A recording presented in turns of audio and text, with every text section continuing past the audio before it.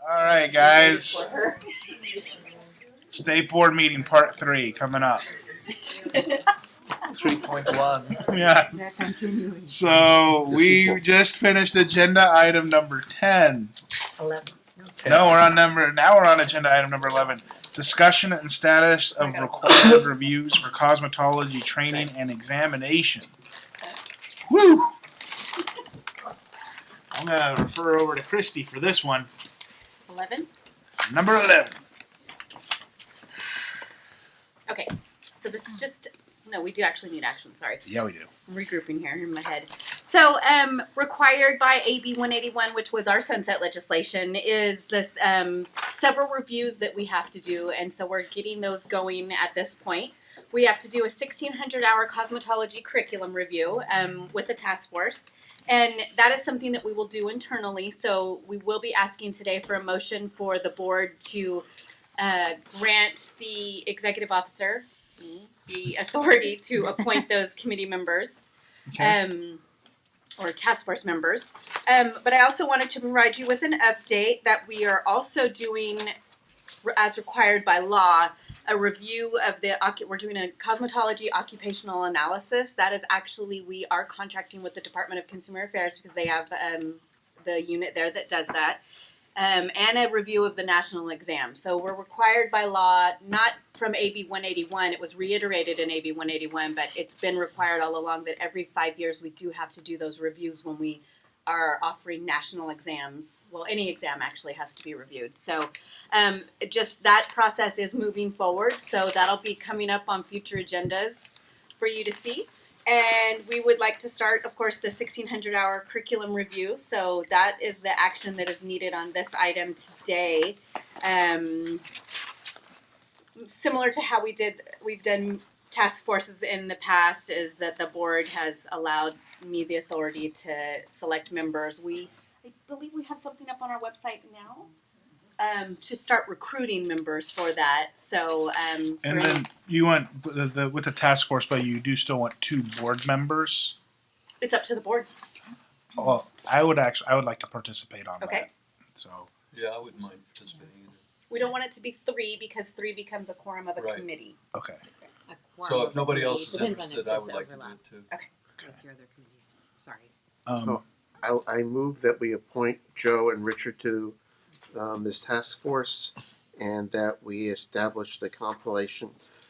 The compilation was as We- listed below here. We would prefer you just to.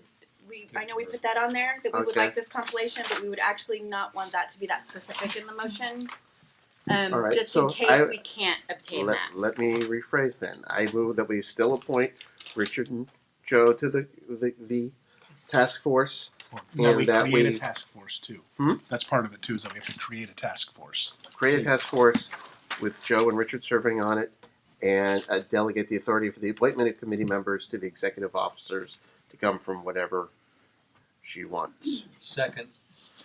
Got a motion. I got a second. Wow, look how quickly we're moving, guys. Any public comment in regards to this one?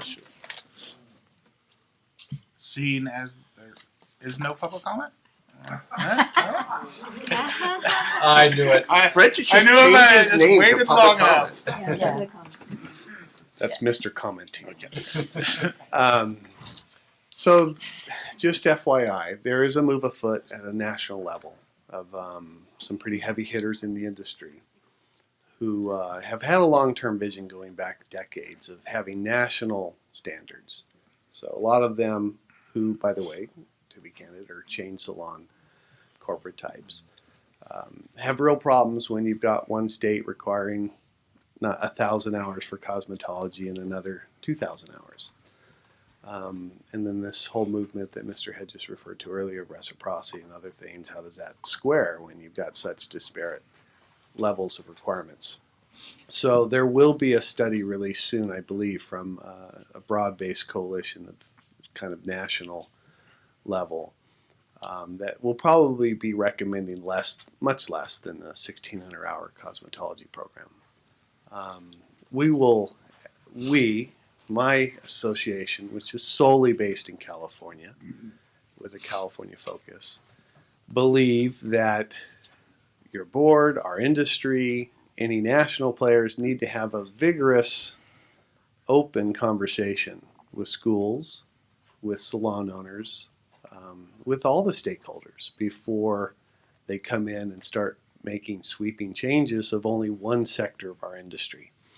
So I just want you to know that high-level conversations are happening on the issue of our 1600 hour across the board, and let's see how it goes. But as far as my association's concerned, we have one mission.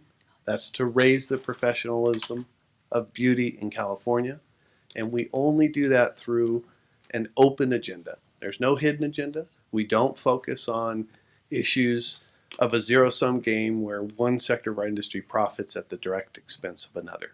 And we try to only focus on issues of transcendent importance to everybody. So that's how we will be engaging this conversation. And I have no question, especially after today's deliberate state board meeting, that you will all conduct a very open and honest discussion as well. Thank you. Thank you. Okay. Any other public comment? Call for the vote. Mary Lou. Yes. Lily Cordes, yes. Andrew Drapkin, yes. Rich Hedges, yes. Dr. Carrie Williams, yes. Joseph Federico, yes. Lisa Tong, yes. Coco Shin, yes. All right. Motion passes. Moving along to agenda item number 12. So this is our regulations update. We have two updates and one we would need a motion on. The two updates are the military training went into effect July 1, 2016. And the consumer notice has been filed. And so we'll have our first public hearing on that on August 9th on 2016. So that's to take any public comments that we receive, and then those will come back to the board for review. On our demonstration of products, we had to do, the board approved the language at our last meeting, and we did a 15-day public notice. And there were no comments received during that period.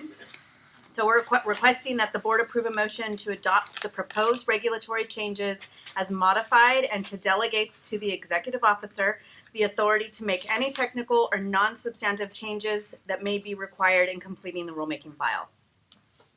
I will make such a motion. Second.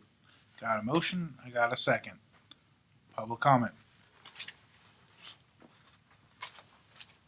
So then, I'm wondering how this affects the lash industry and movement on that. What do you think the rollout on all this is going to be, as far as when's it going to be official? Not that it's not official now, but it's not official now. So there's lots of workaround that's going on right now with all of the, well, I don't have to be certified to do lashes. You don't have to have a license. You don't have to have insurance. You don't have to have anything. So we know that you do have to have a license, If you Unless play you're by the rules, demonstrating. yes. right? And so this we're looking at it could potentially be 9 to 12 months. 9 to 12 months. Hopefully not, as this is the last step, but it goes through.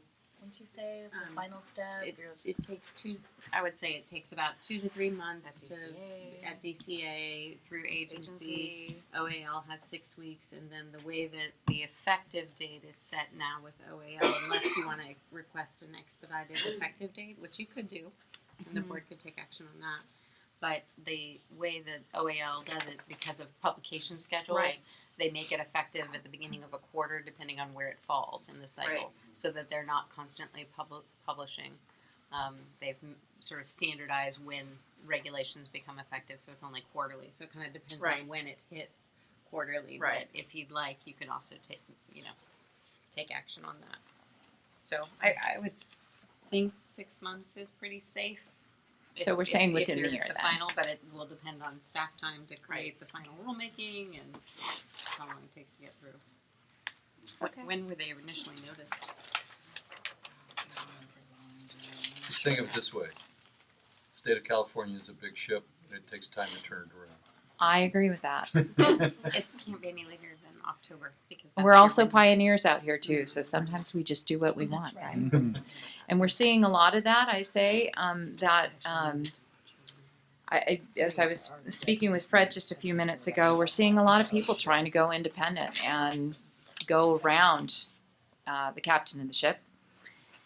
And the lashing industry is certainly one that's a little bit in a goofy position right now.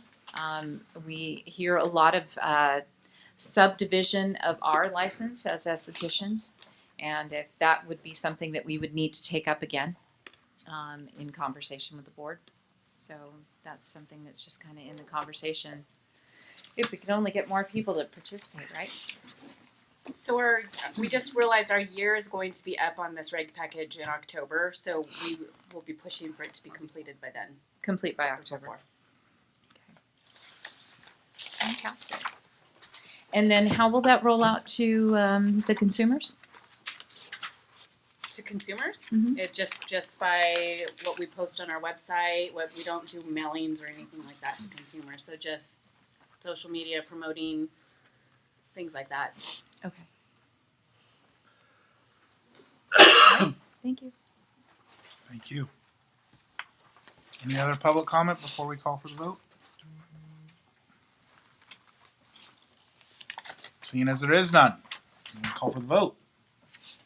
Rita Amaro, yes. Polly Cardenas, yes. Andrew Drapkin, yes. Rich Hedges, yes. Dr. Carrie Williams, yes. Joseph Federico, yes. Lisa Tong, yes. Coalition, yes. Motion passes.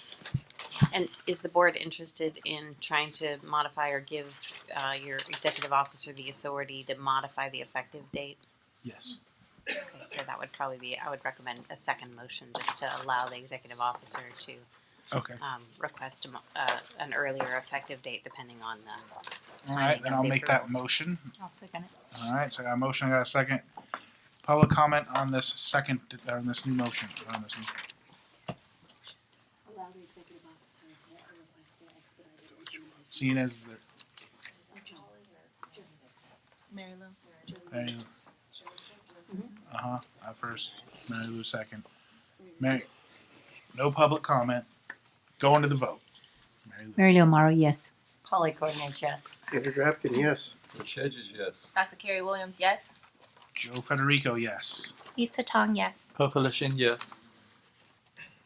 Very good. Okay, motion passes. Moving on to item number 13. Where we're Item at? 13, pass rates for Spanish cosmetology examination. Oh, boy.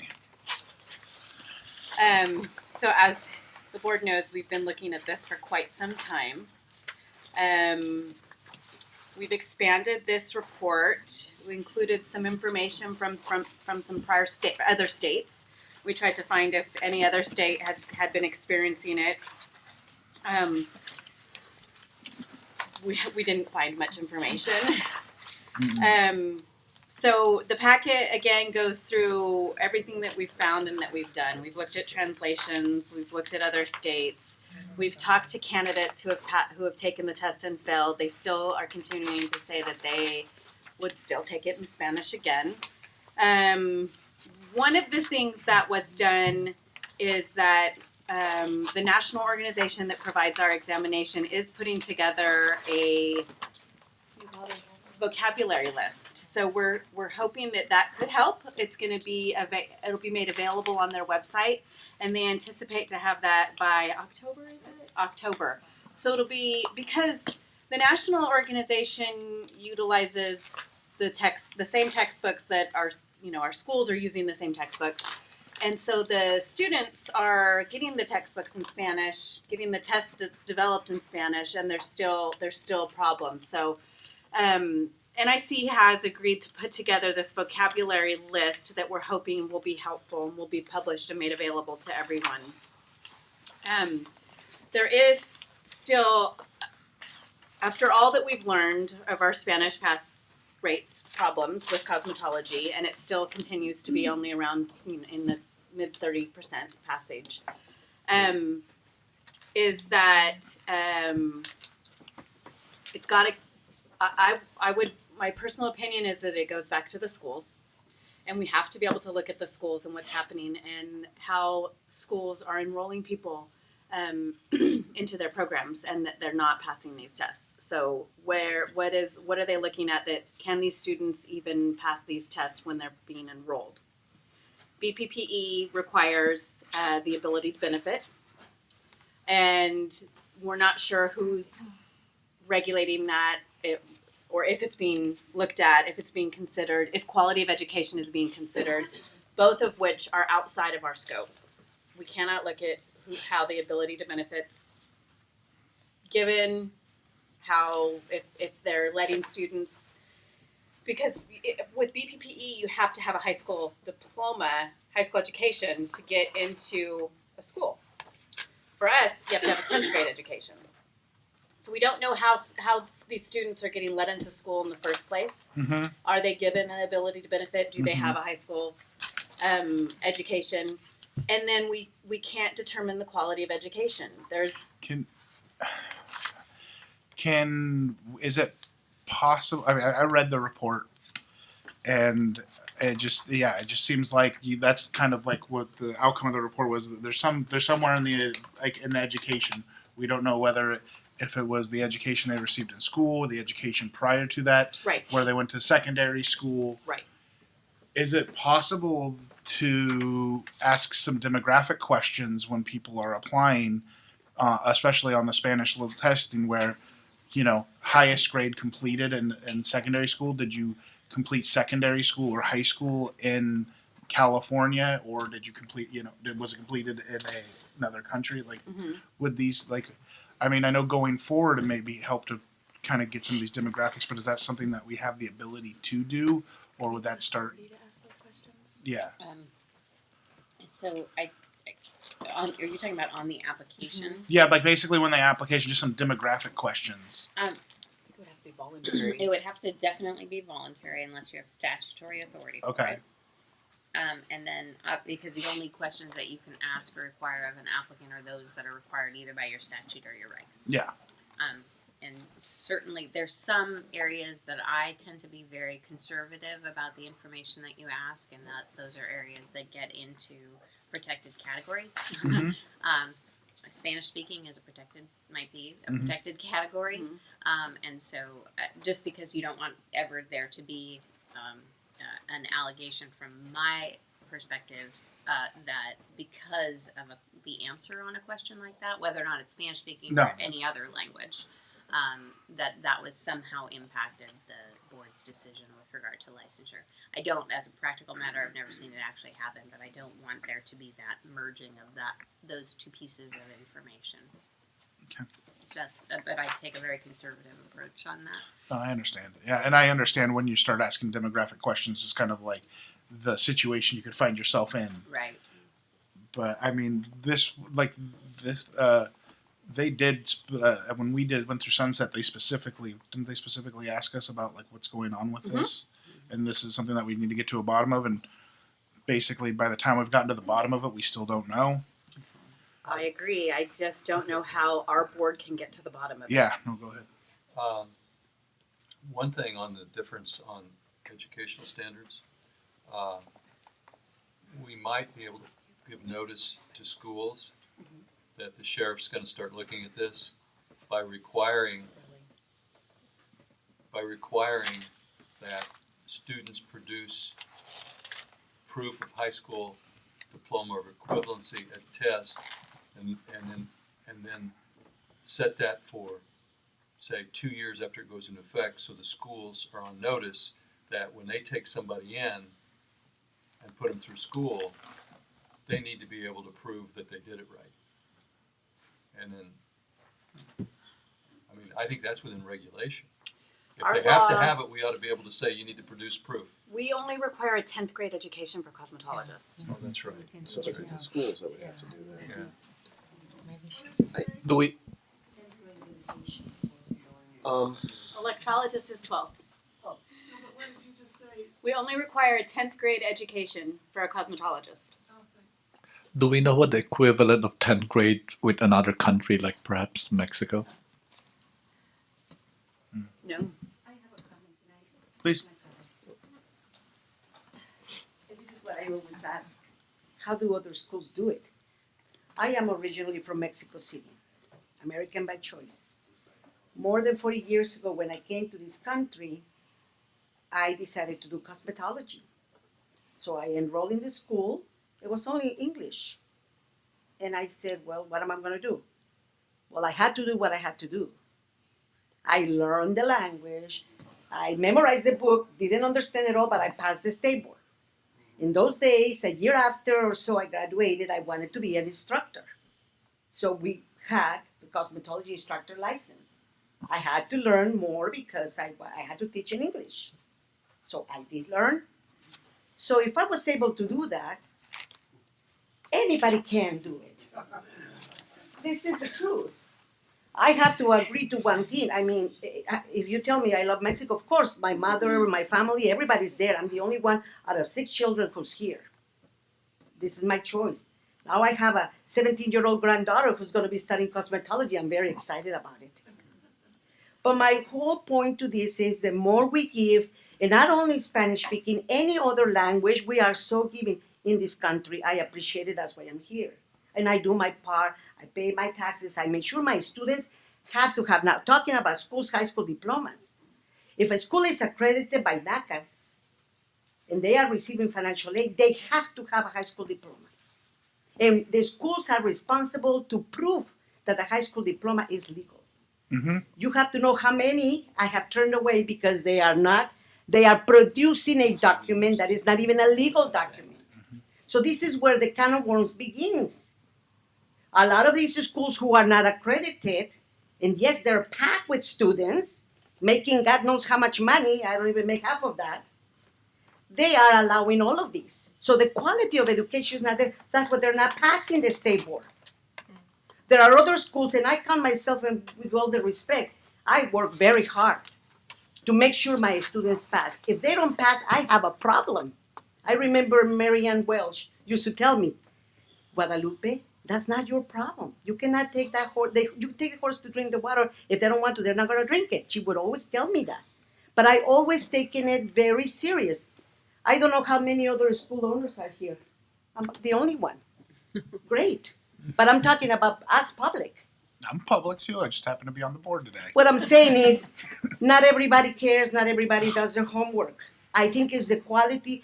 I think the board needs to be more on these schools. I do have I have a neighbor school. They're not regulated by NACAS. They do whatever they want. They charge whatever they want. Everybody goes in. Mm-hmm. So I don't know how would they control that. I really don't know, but I do my own thing. I don't care what they do. Mm-hmm. But I think it's the quality of teaching. They have people, no longer the teaching license is there. If I'm going to hire an instructor, they have to go through the 600-hour course with me. That's my way. Why? Because I have seen the result. And I have seen what other schools are producing. And again, it's only my thinking, my only thinking that is the quality of not only instructors, but also students who they don't care. They don't have to learn, hey, I don't have to do this. Why do I have to learn English? Well, they should only be given in English. I'm sorry. If I did it, anybody can do it. I'm sorry. Thank you. I have a couple questions. Yeah. So, This we kind of haven't got to quite public comment on this yet, but I'm going to let my board members speak. so when we went to these other states, North Carolina, I mean, like 142, is the 142, is that passed? And so 200, if it's 50%, that means 284 applied? Or is it 50% out of the 142? So original, that's 142 is the total. Okay. Small. So it's a very small population. Well, that's what I'm. And then with Texas, I mean, how many exams do we give? Did we give in 2015 for cosmetology? Do we know that? Texas is not NIC, correct? It does not use. Yeah, but Right, I'm they're just not wondering. NIC. But they're at 66%. But if they're, I just wonder if it's skewed because it's so Yeah. low volume compared to ours. And then I'm wondering if New Mexico, they say currently not having problems, does that mean they just don't care or they've got a high pass rate? Yeah. But Right, so we're around 20,000 exams probably. yeah, so I mean, I just So, grammar, the definition of grammar is the explanation of language. And if people do not have good basic grammar, they can't really understand a language, the written form of it. So it really comes back to the basis of education. You cannot force people to pass a written test when they don't have a basic understanding of grammar, whether it's English or Spanish. When I took Spanish in college, I was told, this is anecdotal, by the teacher that the fail rate for students was highest among Spanish speakers because they didn't understand the grammar. Now, that's totally anecdotal, I don't know. But I do know that we have some of the same problems as a union representative because leaflets have to be different in different parts of the country based on just the dialects that are there. In Texas, they call it Tex-Mex. So this is a problem that we have to solve. But we're in search of answers and we don't have any yet.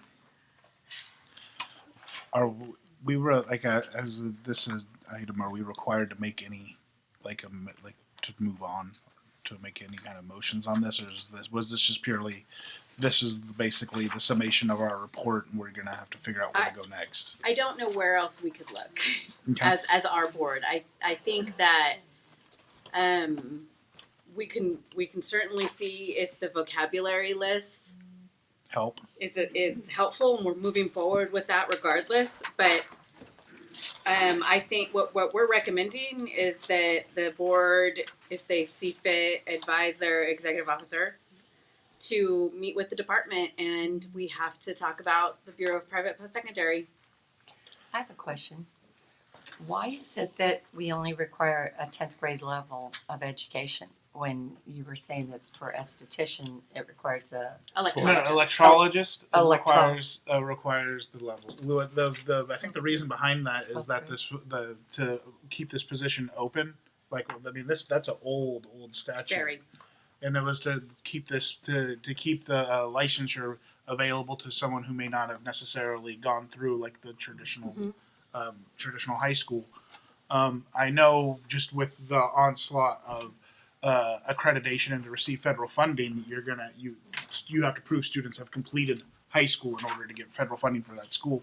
And as a caveat to that, if you're a federally funded institution, you have to have like the same rules have to apply across the board. So you can't. So if you can't bring on people with a 10th grade education because your rule is you have to accept people who have a high school diploma. So as a school, yes.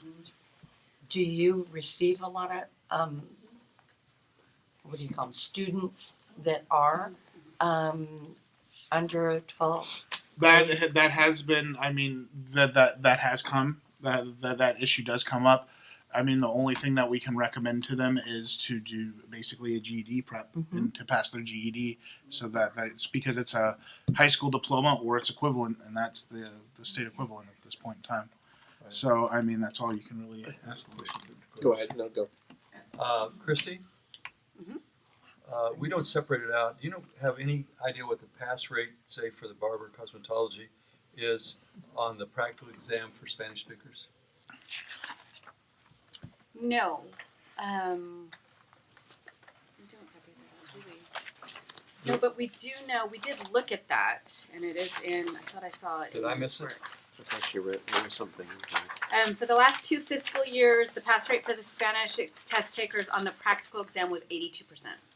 So what I'd suggested before, we can't do Right. because of the way we do the test. But the practical solution for this is to have proctors read the questions to them in Spanish.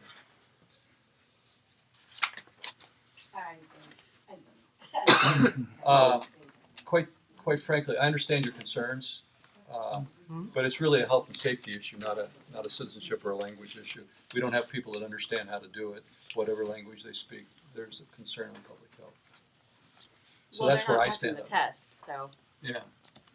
So I don't know that there's a solution if we can't do that, because I think that's the only solution.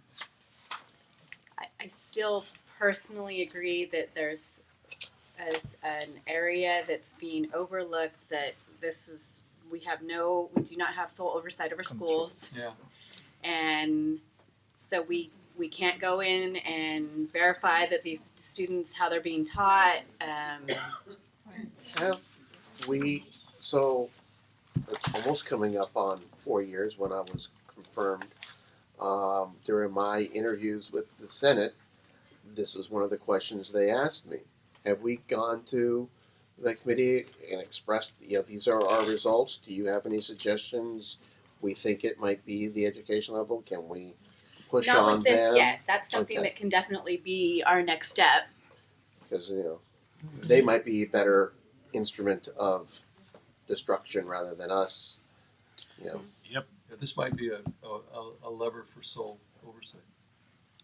That'd We be might not want to forget But that. in the meantime, I'm wondering if we could also outreach to community organizations, something like that, to help, let them know that this community is having a hard time passing and maybe trying, I don't know if there'd be outside organizations that can help with education levels, test taking prep, whatever, to help these people pass the exams. Because I'm afraid, besides consumer safety and all that, just as a human being, how much are these people paying for school and then not able to pay a test and then be stuck on the loans? And what are they doing?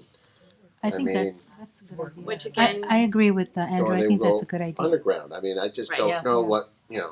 what, I think that there's a lot of organizations out there like just the Mexican Chamber of Commerce, or there's other organizations there that we need to approach and get some volunteers that are willing to help the students pass these exams. So Which we Then looked in to something- see whether there was a pattern of a specific schools. It's like, is this one school No. Mm-mm. popping out a lot of people and they're not able to pass? But are these schools, for lack of a better term, because we don't have problems with other languages significantly, so those schools are everybody's passing everybody, and it just like I'm just wondering so it comes down to the education level of a Spanish speaker as opposed to a Vietnamese speaker, a Korean speaker, or are these schools somewhat, for lack of a better word, segregated so there's not a mixture of a population? I think there's probably both. I think some schools are very diverse. I think Mhm. some schools are in areas that are not as diverse. So And we can't tell if those diverse ones that are having a lot of Vietnamese and Korean ones passing and the Spanish ones aren't. I mean, I'm just wondering if it's narrow to that community in that area. So is it, am I making any logical sense here, or am I just reading originally lunch? thought we could tie this back to specific schools, and that it would be great. We would be able to go in and talk to them and help them figure out why their students aren't passing. And it just was so across the board that we couldn't. There was no pattern to any of the failures that we were seeing. Did you look into their level of education? That was kind of when I was going back to the demographics thing, is that we can't. We can't look at student, because we're not over schools. We cannot look at student records. So this just keeps going in a circle, which Until doesn't we make get- any sense. Until we get sole oversight over the schools so that we can look at records. But that's a We're not big, going to do for a while. yeah. We would like the board to, on the last page of the packet is a recommended regulation change, because we do tell schools in our limited oversight what they have to make available to students, and it's a list of or that we have to have the list of the textbooks. We would like to see added what we have in red there, which is a vocabulary list produced by the NIC of common industry terms that may appear on the NIC examination translated into languages offered by California Board of Barbering and Cosmetology. We recommended that out of the idea that it makes it required and not nice to have. We definitely think that it would be a step in our of the limited things that we can do, which is very limited in my opinion on this issue. We could at least require a vocabulary list be made available to the applicants. Do We you have one now in English? No. We need to do it in English. English too. Yeah, we have nothing. Yeah, because we can't just assume that people who are English speakers understand everything either. Do we Well, also? it's a vocabulary, not a definition list. So that would require a motion, correct? And then would it also require a motion for your the other recommendation down there under If- future? If that's what the board. Then I will make such a motion that for the vocabulary list as well as for the future actions under future actions where the Christie would meet with the director of the Department of Consumer Affairs. Are you adding English to that as well? Yes, and I'd like It's to it take the would be all friendly languages. in all languages. So, yeah, the vocabulary list would appear first, presumably in English, and then any other translated language. So, I would also recommend that the executive officer communicate with the legislature these results, and so they know what progress has been made. I'll take that friendly amendment. All right, so I got a motion. Do I got a second? So just to Second. clarify, your motion is requiring us to bring back regulatory language to add a vocabulary list to section 961. Correct. And to communicate your findings to the legislature. I added that. He added that. And to discuss with the director of the department That's correct. the options with the BPPE Yes. in this issue, as well as communicate to the With the legislature. legislature, what we found so far, what we're working on, et Kind of a cetera, et status cetera. report. So that Got it. we're not ignoring them. We'll vote on that soon. Yes. All Well, I right. don't know. I just did a friendly amendment, so I don't know if I did, but I'll second it now. All right. Well, I do got a motion. I got Oh, a second. okay. So I'm going to call for public comment. Hello, Nadine Bruders, instructor and trainer. Years ago, I wrote a book for how to pass the state board. And one of the things that I found when I was trying to do the written, and I agree with the vocabulary thing, that's a must, and I think that's great, is that in translating from one language to another, and I don't know anything but Spanish because that's all we had at that time. It reads out in English, and then they dub in Spanish.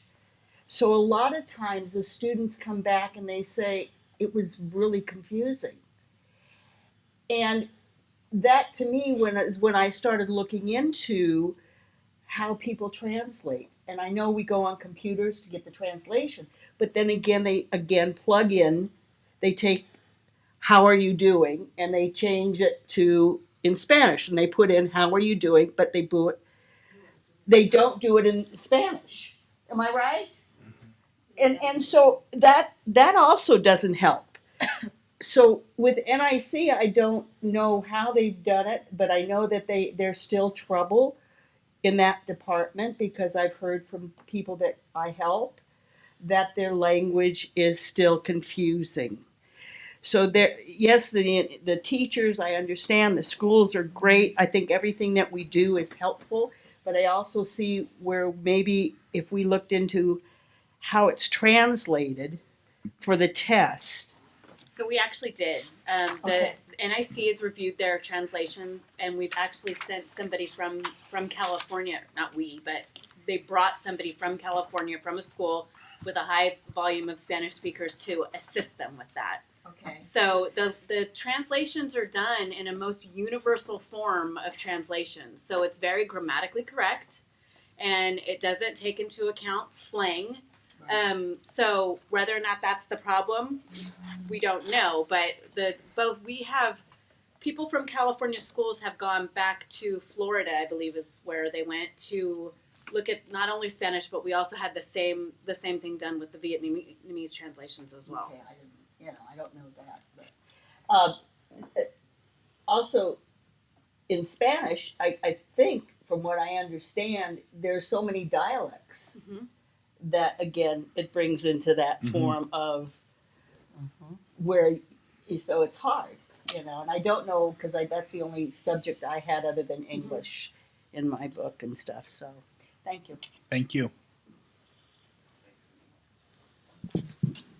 So quick question, then a comment. Are you proposing the vocabulary list actually gets adopted in regulation, or just that you communicate it through some sort of platform We want the vocabulary list to be listed in regulation. In That is regulation. required. Listed that the school would be required to make it available to students. Okay, so anything never- short of that wouldn't necessarily guarantee access. That's, I think, the concern. Right. So just, Okay. there's a laundry list of what has to be available in 961 of certain certain items that have to be available for students in the school. One is a list of the text and reference books approved by NEC, to any two approved texts other than the one text on or online program access possessed by the student.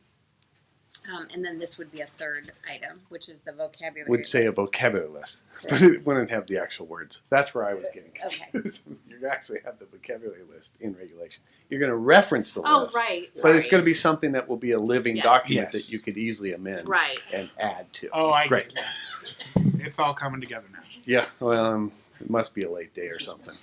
Definitely a late night. All right, so the comment is, and I know to a hammer everything looks like a nail, but this sole oversight issue needs to really be stressed. I mean, you have policymakers putting heat on you for a problem, A, that's not of your making, and B, you can't even figure out the origins of it, and C, even if you could, you probably lack the authority to do a damn thing about it. Because the Bureau of Private Post-Secondary is largely the sole authority for your beauty schools. So I would strongly encourage you in your communication back, your report back to the legislature, to squarely put the onus back on them. You have requested for a number of years, the industry has supported that you have sole regulatory oversight of these schools. You will be able to get to the questions and answers that you need to answer this concern. You lack the tools to get to those answers, and you lack the tools to enforce the solutions. So I hope you do use this as a pivot to go back to nailing those nails. Thank you. Any other public comment before I call the vote? Seeing as there is none, I'm going to start with Mary Lou Amaro. Yes. Polly Cardenas, yes. Andrew Drafton, yes. Rich Hedges, yes. Dr. Carrie Williams, yes. Joe Federico, yes. Lisa Tong, yes. Calculation, yes. Motion passes. Agenda item number 14. Home stretch. Getting there. Kind of. So in your packet is our where are we at? Our proposed draft of our inspector protocol for limited English speaking establishments, individuals. So this was again required by AB 181 for the board to approve a protocol for how our inspectors will deal with someone who doesn't speak English when they go into a salon. So this is this packet was developed. I will say that this was developed by our very own Tammy Guest here. I think it's amazing. Yeah, it was really good. And so This has yet to be implemented yet. correct. The board will need to adopt this, and we're asking if they so choose to do that, that you accept the protocol and also allow the executive officer to make any minor technical changes to it so that we can move forward. Go ahead. I would make a motion that we accept the protocol listed on our agenda and that we give the executive officer the opportunity to make changes as she suggests for this area. I second. I got a motion and a second. Any public comment on this? Seeing as there is none, I'm going to call for the vote. Can I just ask? Oh, please. How many inspectors do we have that are multilingual? Or how many inspectors do we have? Period. We have 21 inspectors in the field, And how many establishments do we have? 45,000. Okay. I just want to ask that question to bring out the point, and I'm not sure how to go about doing this on asking for more budget for us to hire more inspector. One thing that I had thought about, and I had discussed this with one of the staff, is in their application for an established license, maybe include a line that they can fill in that the language spoken so that we can send. I know that we have protocol now for the call-in thing, but if we have more instructors that speak the language of our constituents, then maybe we can send appropriate ones so we're not wasting an instructor's time who cannot communicate, because that is such an easy standard excuse to stall an inspection and the time wasted. But obviously, we should start by having more inspectors, and I'm not really sure how we can get the governor or Can I weigh in the here? state to give us more money. Thank you. I've been on this bandwagon since 2003. We had 11 inspectors when I got on the board statewide. We have fought tooth and nail. We'd like to have at least 40. Please hear us. We need 40 inspectors at the minimum. And thank you for bringing that up. And we should probably keep bringing it up, because if they keep on sending bills and more bills that we need to do things, and we can't do them without enough staff to do them. So we have several times over the last recent years put in what's called a budget change proposal to get more staffing. That's the process that you have to do. We have funding for it. We just don't have the authority to spend it. So it's like we have a savings account, but we need to get it transferred into our checking. And right now, over the last few years, the governor has an executive order out that we're not increasing the state workforce. And so that was when the last time was originally when we were not successful. But we will be doing it again in our next budget cycle. We will be putting forward another budget change proposal to see if we can continue. Okay, how about having independent contractors? So there's a provision in the Constitution and in the government code that prohibit work that can be done by state employees from being done by individuals that are not civil service category individuals, unless certain specific criteria are met. And generally speaking, that can be a hard standard to reach. Yes. Your frustration is duly noted. You can draft an We all amendment. know it. We all know it. But I will add that in some ways you're on track with that, because some of the companies, larger companies, have hired. Actually, one of them hired an ex-inspector to actually do inspections of their own people to try to keep the standards up. I mean, here we are. How often do the establishments get inspected at this time as required by law? It's supposed to be once a So year. exactly. So let's throw it back at them. You want public safety? We cannot provide public safety without it. I know That's you what we probably all said this many times over, but We could hire a political consultant to draft an amendment to extend Prop 30 to cover the cost of, and put it in constitutional law that we have a certain budget. But Hey now. sorry, We already got a I was looking Polly, for now we side have work. Hey now. Yeah. We're digressing. I apologize. Yes. So so we were at public comment at this point, and then Coco, is there anything else you wish to put on? the no, record? just the frustration. I don't trust me. And then when you find And out, just that it's reflected in the minutes. no, I understand that. And then when you find out what the inspectors are paid, you're going to be wondering why we even have inspectors at all. So I had the motion on the floor. We're gonna call for the vote, starting with Mary Lou Amaro on my right hand. Yes. Polly Cornelius, yes. Interdrafting, yes. Rich Hedges, yes. Dr. Carrie Williams, yes. Joseph Federico, yes. Lisa Tong, yes. Kokolashin, yes. Motion passes. Moving on to agenda item number 15, which is agenda items for next meeting. We're already there. Woohoo! Already. Yeah, such a quick meeting. So would any members like to see some agenda items added to the next meeting? Yes. In an offline conversation with Christy, I asked her how we were coming along with translators for DRC. We had decided to ask for a budget change so we could hire translators. And some of the comments I've heard today, I know that may not be popular, but view it like this. We use DRC as training. We have a great staff. We ask people to hold over that have violations, that are clear violations, so that we can give them some instruction. If they haven't got it from their school, they're going to get it from us on the way out the door. And so that doesn't work if we cannot speak to them in a language they can understand us properly.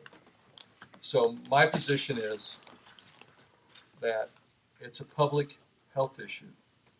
If people have had citations and they cannot understand from at least the DRC where they've gotten citations, what those issues are.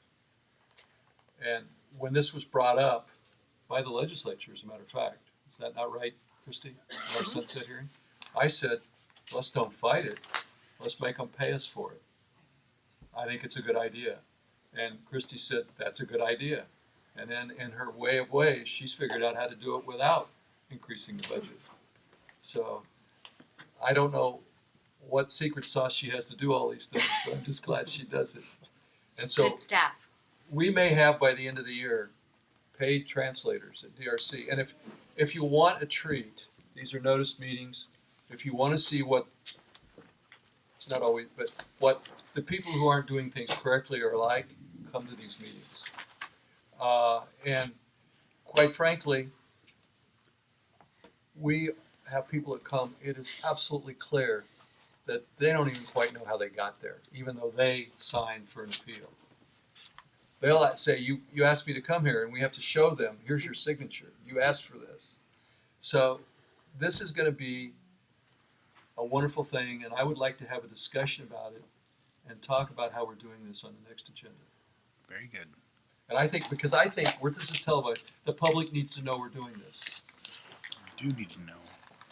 Other agenda items that from the board members that they'd like to see on the next board meeting? All right. Seeing as there is none, I'm going to call one more time for public comment. This is agenda item number 15 or 16, right? On the agenda today, is there any additional public comment? Hi there again. So just to talk about inspectors one more time, I would like to have a better understanding on behalf of my group. Obviously, we know there are only 21 inspectors. How many of those are supervisors? And are they working inspectors, supervisors? We have 3 supervising inspectors, and they are not in the field. They are not in the field, okay. We find, And sorry, just to make sure you know, that's not included in the 21. okay, They're so you separate. have 24 people in that category, 3 of which are supervisors and 21 are out in the field. Right. Awesome. Could I ask a question on that? Don't they oftentimes go out, especially when they do go out at times, right? If needed. Yeah. We find that there are a lot of inconsistency in statewide from our Northern California members to our Southern California members, and I know you deal with this a lot, Christy, with how the citations are issued.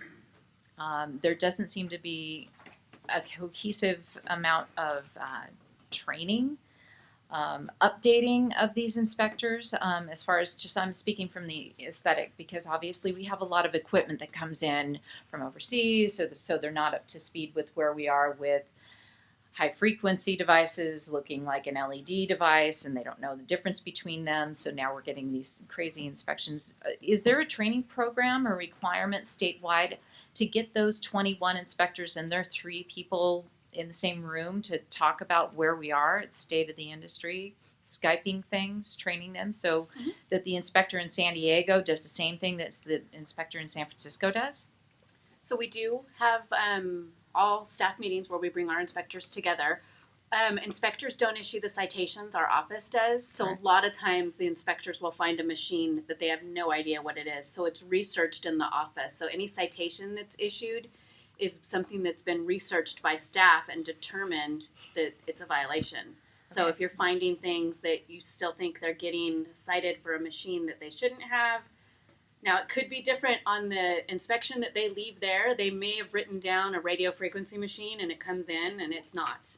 Okay. But they're not getting cited for that. That's just the inspection. But there are some basics. I mean, we all kind of know what a high frequency device looks like, right? I mean, if We've you're had- in the industry. We've had estheticians come in and speak to our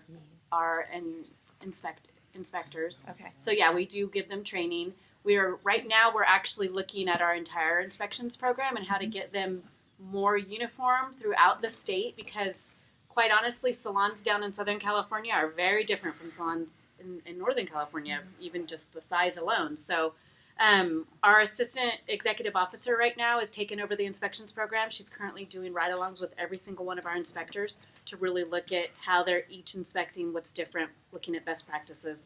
We'll be rolling that out to all of our inspectors. Okay. And what is the timing on that? It's up in the air right now. Ongoing. Mm-hmm. How fun. I'd like to weigh in on this too. Are we allowed to discuss? Well, I mean, I think you're just answering some Yeah. questions, and Okay. really what you want to do is whether or not this is an agenda item for a future meeting. Yes. I think This we is moved on really to public comment. Right, but public comment, generally speaking, kind of fills Okay. in into it, kind of blends in. So you can make your comment, and certainly you can have a conversation with the executive officer outside of the public meeting. So is this is to answer inconsistent? questions, but the question for the board now is, now that you've heard the public comment, whether or not you would like to have another agenda item on your future meeting. Actually, I think it'd be a good idea to talk about it, at least have a conversation about it. About Agendize. inconsistencies No, statewide, just or agendize about how the inspectors are trained and Great. deal with, yeah. Since you brought it up, and I want you to feel absolutely feel secure in the fact that when we get an appeal, we look at it very carefully. I totally understand and acknowledge that. And that's kind of what I tell the members that have, oh my gosh, somebody just came in. I got written up for high frequency. What do I do? I try and tell them, look, this is a process. They're writing it up. They're going to take it up, to Sacramento. It's going to be evaluated, and you're probably going to be fine. And I try and calm them down in that manner. Think of the inspection as a report to the office. Correct. Okay. And that's what I try and kind of instill them in, that sort of confidence.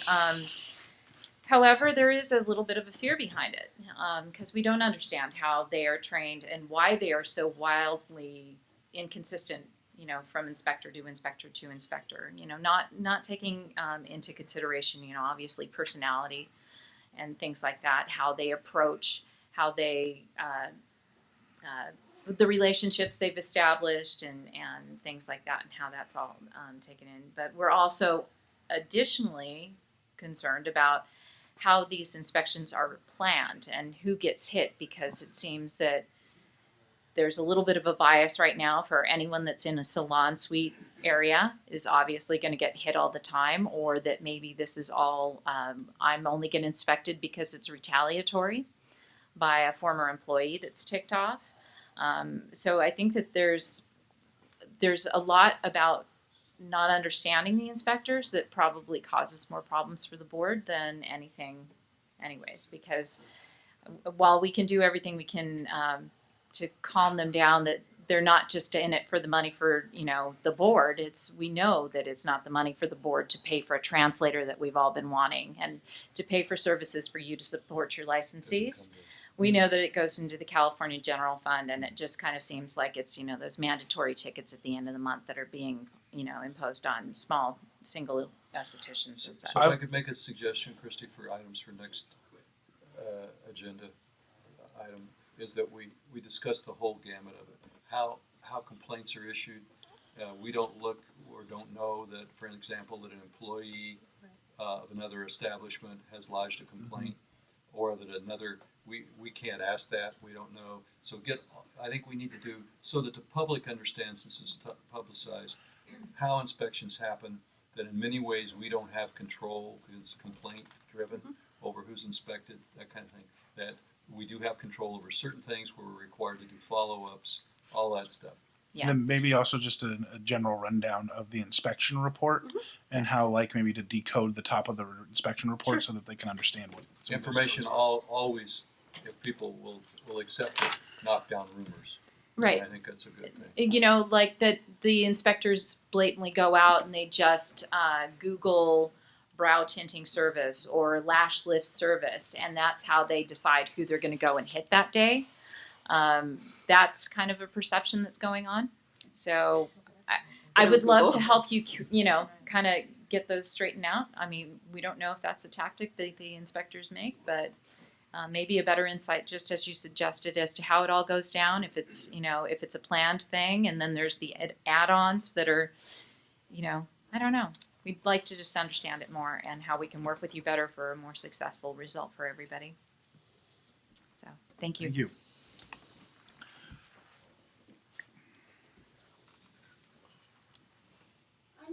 I may have missed this, but I'm not real clear on what the requirements are for evidence of liability insurance for each of the Cosmo. We have none right now. There's none. But I thought I saw something in the handout. Is that being considered? For the personal service permit. Oh, only for that? Mhm. Okay, thanks.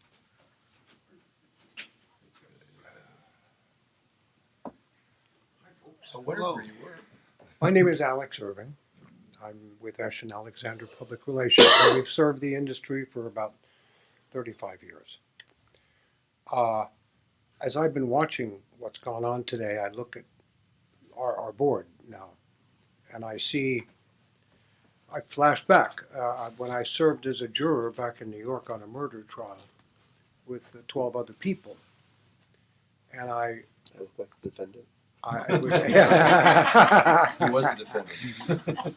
I was watching all of you who serve on the board, and I was flashing back to those jurors and how seriously they took their job, and how well we did our job, and that gave me a good feeling then.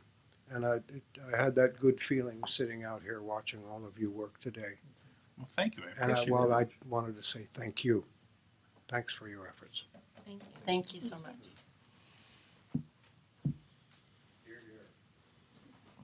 Do you have another question about a possible discussion? We're experiencing a lot of schools, especially the lashing schools, that are out and telling the general public that would like to become a lash artist without a license, it's okay. And so I guess this goes along with you don't have to have a license. We're hearing this very actively. A lot of our clients are going and saying, well, I really want to do lash extensions. So they're going to the schools, and the schools are very actively telling them that they don't have to, because all you have to do is work out of home. All I can do is just reiterate and have them review the scope of practice as it is in statute, which specifically states that any beautification of the eyelashes falls under the basically either being a cosmetologist or an esthetician. But if you're just working in your home doing eyelashes, correct? So, If you're Public taking money comment. for it. are we gonna? Yes. Are you gonna? You may No. present a public comment. I The am. board can decide whether or not to Okay. put it on a future agenda. Right. I appreciate that. Yeah, and I just want I to. think maybe if she talks to staff. Yeah, talk to staff as Typically, well. yeah, typically we just deal with complaints and it would go through the disciplinary review process. Like when because we have no way again of just. Right. My question would be, what kind of schools are these? Are they doing just certifications? What are they doing? Or they're actually really a school? If they're a school, we have the right to inspect them. But I believe that they're just doing them as certifications, and if certifications don't matter to the state of California as far as our license is concerned, then they're kind of in that position. Is that something that's being addressed with the October thing? I would recommend that if you want to ask questions, maybe you start with the staff, and then. I have been, and I do. So Okay. that's why I'm just asking that right now. But the board can't really engage in a conversation with you right now, and you're asking questions of the board members. Okay, that's fine. Any other public comment before I'm going to recess the meeting, right? I'm not adjourning the meeting because we have meetings tomorrow. It's a. All right. So technically, I think you can do it either way because I think there's separate meeting Okay. notices. Yeah, but we just notice it separately. All right, then I'm going to adjourn the meeting. All right. Thank you, everybody. Yeah. Two boarding.